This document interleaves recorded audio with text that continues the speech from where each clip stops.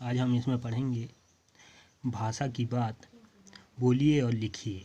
अब जो ये शब्द हैं इनको बोलना भी है, लिखना भी है। महाराष्ट्र, रायगढ़, कोषाध्यक्ष, पत्थर, चट्टानों। ठीक है, ये बोलना और लिखना है।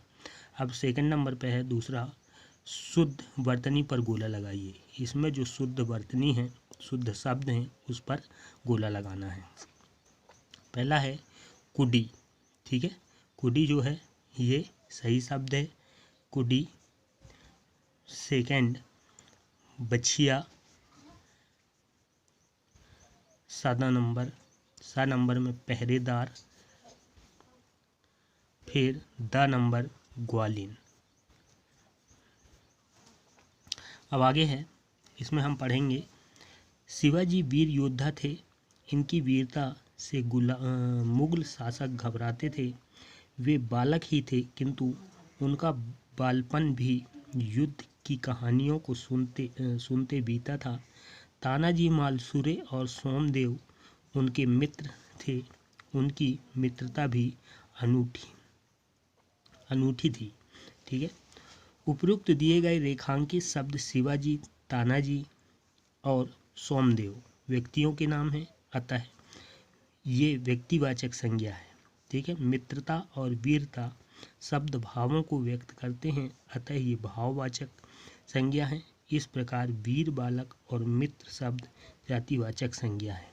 इस प्रकार संज्ञा के 3 प्रकार होते हैं, संज्ञा, व्यक्तिवाचक, जातिवाचक, भाववाचक।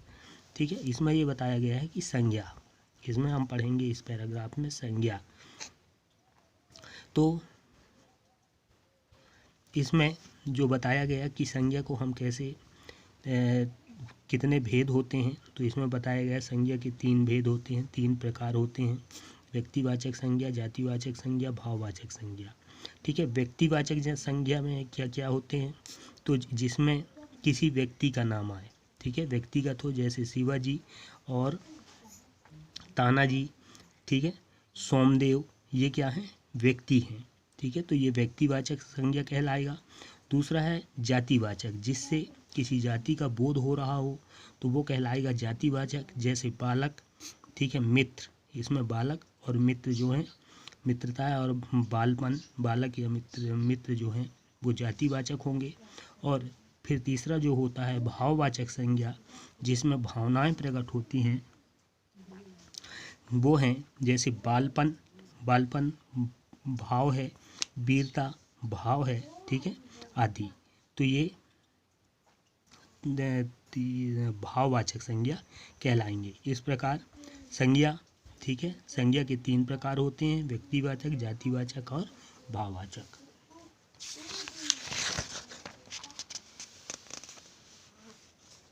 फिर आगे है इसमें, इस पैराग्राफ में